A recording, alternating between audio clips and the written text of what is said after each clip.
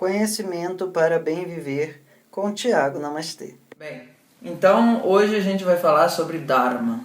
Dharma se escreve com H, D-H-A-R-M-A. Então, dentro da cultura védica existem 4 aspectos cardinais de uma vida, que a gente chama de Purusharthas, tá? Esses 4 aspectos cardinais, eles são aquilo que norteiam uma vida espiritualmente saudável, ok? O que significa uma vida espiritualmente saudável? Uma vida onde você, no final das contas, vai se sentir muito bem contigo, com as pessoas ao redor, com o ambiente ao redor e com o que você queira chamar de divino, certo? Então, o primeiro dos Purusharthas é Dharma. Dharma significa aquilo que é a sua vocação, aquilo que é a sua natureza, aquilo que é a sua missão, aquilo que é o seu papel, aquilo que é o seu dever, aquilo que você faz e tem uma sensação de que existe algo mais importante do que só você e que você faz com um grau de facilidade diferenciado. Entende? Na nossa cultura isso é traduzido como vocação e como dom, talentos. A ideia do talento grego é muito próxima, em um certo sentido, a Dharma. Só que o Dharma é uma coisa que você construiu ao longo das eras. Na nossa visão, Deus deu aquilo ali, botou aquele alfinete ali, pronto, esse é tua vocação. Na ideia da cultura védica, o Dharma é aquilo que permite você desenvolver aspectos mais profundos e que você se identifica mais fortemente nesse momento e de se dissolver disso. Ou que você vai, de alguma maneira, trazer muita consciência, muito discernimento para muita gente, certo? Então, muitas vezes o Dharma pode ser mais para uma coisa pessoal, outras vezes o Dharma pode ser para uma coisa mais global, certo? Além do Dharma, existe o Artava.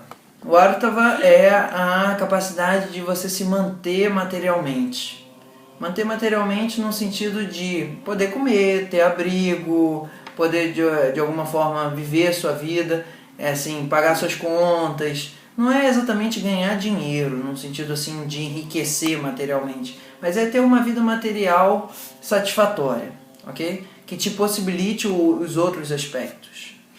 Kama é a sua necessidade de realizar desejos profundos, que são coisas que você aspira, suas aspirações seriam uma palavra boa. Não é tipo assim, tô com vontade de comprar essa roupa, ou vontade de comer aquela comida, ou não sei o que e tal. Isso também, em algum grau, são desejos, mas esse Kama, nesse âmbito que a gente está falando assim, eu sinto que eu preciso, de alguma maneira, melhorar a educação nessa comunidade. Eu sinto que eu preciso conhecer o Nepal. Eu sinto que eu preciso, de alguma maneira, descobrir como funciona a molécula zeta. Entende? São aspirações muito fortes. Você pergunta, cara, mas por que você dedica tanta energia para isso? Não sei o que. Não é uma coisa fácil, nem é uma coisa assim simples, não é o conceito do Dharma, mas é uma aspiração muito forte, sabe? É uma coisa que as pessoas olham assim e falam, nossa, quanta determinação aquilo ali, sabe? Tem esse aspecto que não é só dos desejos sensoriais. Kama envolve esses desejos existenciais em um certo grau também, ok? E tem moksha.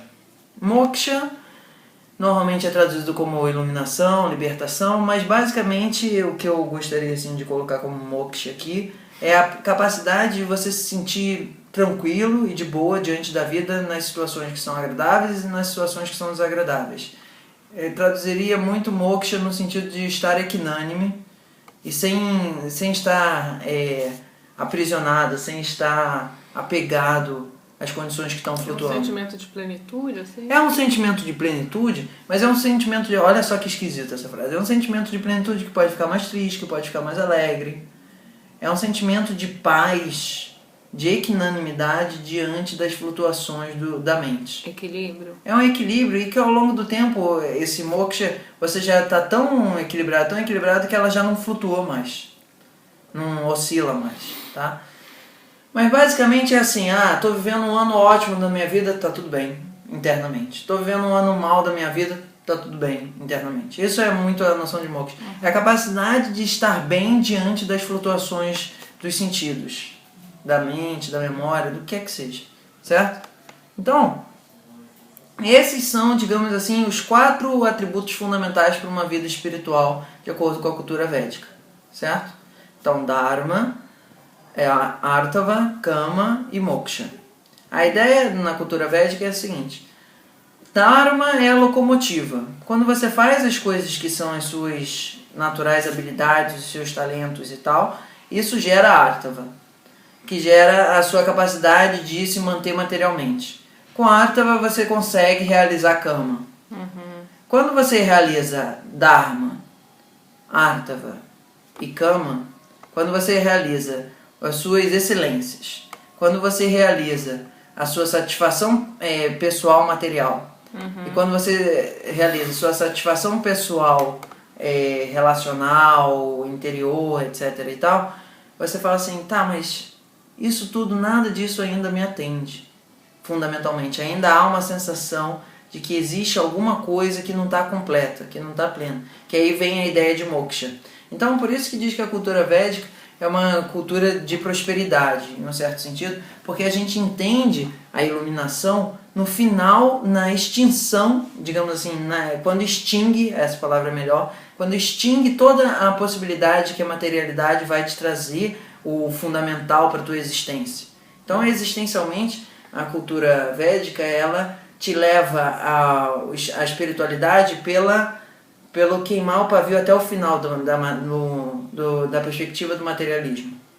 Você não nega a materialidade de eu não preciso mais disso ou qualquer coisa assim. Você chega num ponto onde está tudo perfeito, assim, está tudo completo, e mesmo assim ainda existe algum sentimento de que precisa de mais alguma coisa, e esse mais alguma coisa é uma comunhão com o divino. Essa comunhão com o divino se dá nesse estado de equanimidade. Isso vem através das práticas de yoga, que é chamado samadhi, basicamente. É o Ananda? O Satchitananda são as características do divino, as características da consciência cósmica, se você quiser tirar dessa roupagem. Não, eu tô falando isso porque uma vez me explicaram. Ananda é quando você se completa com o amor divino, você se conecta com o divino e aí você não precisa de mais nada para ser feliz. É como se Ananda, na nossa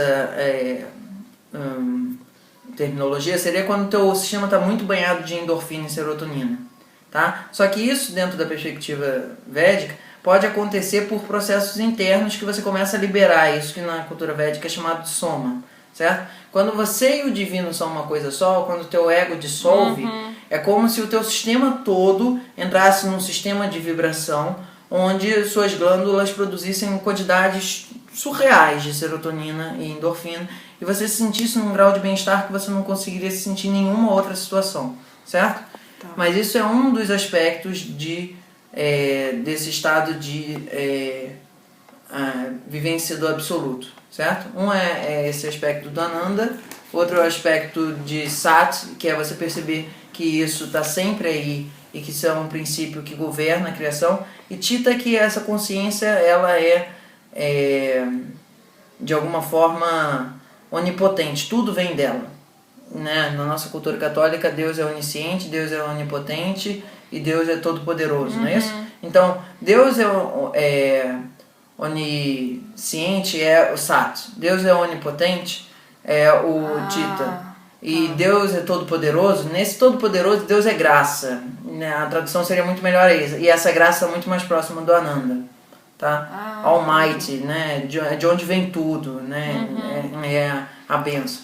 Então, a proposta da cultura védica é fazer com que a gente tenha como vivenciar esses 4 aspectos fundamentais, de Dharma, Artava, Kama e Moksha, ok? Sendo que esses 3 são a base do tripé, e o Moksha está lá em cima. Porque o Moksha você normalmente só vivencia quando os 3 estão bem firmes. São 4, Dharma, são 4. Artava, Kama. Esses são as bases do mundo material. E Moksha é quando as bases do mundo material, de alguma maneira, perdem a convicção de que é por ali a resposta. Porque você já esgotou, e não porque você negou ela, porque você está em conflito. Simplesmente é como quando você termina uma corrida e você fala assim, mas não era isso que eu realmente precisava. Entendeu? Você passou a tua vida inteira treinando para completar a maratona. Quando você termina a maratona, você está feliz, porque você terminou a maratona, mas você sente que ainda tem mais alguma coisa. E dentro dessa... Mais alguma coisa é o moksha. Esse mais alguma coisa é você, de alguma maneira, ter um estalo e falar, não, então eu acho que eu preciso sentar e meditar.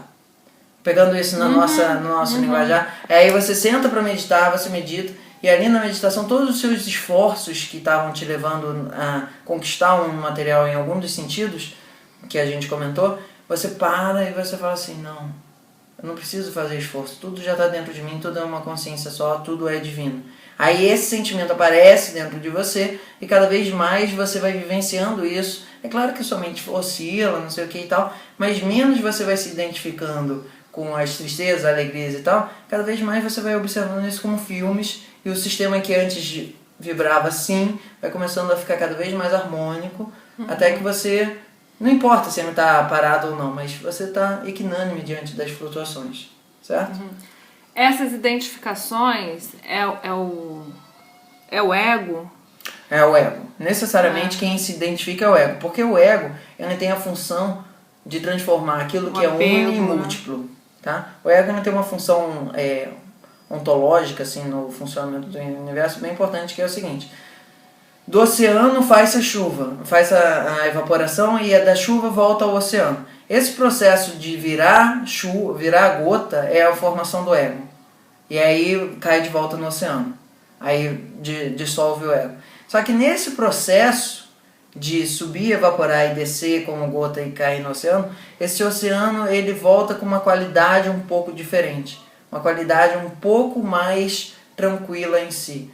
A ideia da cultura védica, porque se, ontologicamente falando assim na explicação, se o divino era todo bonzão, todo perfeitão e todo paradão, por que ele não se mexeu? Porque existe esse processo na consciência, natural da consciência, de se expandir e de se contrair.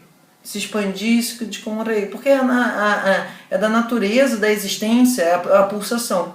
Desde que a energia se transformou de um nível não manifesto para um nível manifesto, mas aí já é papo de psicologia védica, mas ela pulsa. E essa pulsação é se expandir como uma coisa heterogênea e se contrair como algo uniforme. Se expandir como uma coisa heterogênea e se contrair como algo uniforme. No momento que ela se expande como algo heterogêneo, ela se expande através de ecos, através de gotas. E quando ela contrai, ela dissolve esses ecos. Então esse papel do ego é justamente se identificar com o transitório. O que a cultura védica faz? Ele fala assim, olha, eu tenho o meu Dharma, isso vai levar ao meu Artava, isso vai levar ao meu Kama, no final das contas vai ter o Moksha, mas eu não preciso brigar com o meu ego. A cultura védica, ela não é anti-egóica. Ela só não é hiper-egóica, no sentido de que ela entende que o ego tem uma função. Qual é a função do ego? Você se reconhecer como gota e saber que existe um oceano, que você está transitoriamente como gota, mas enquanto gota você está legal.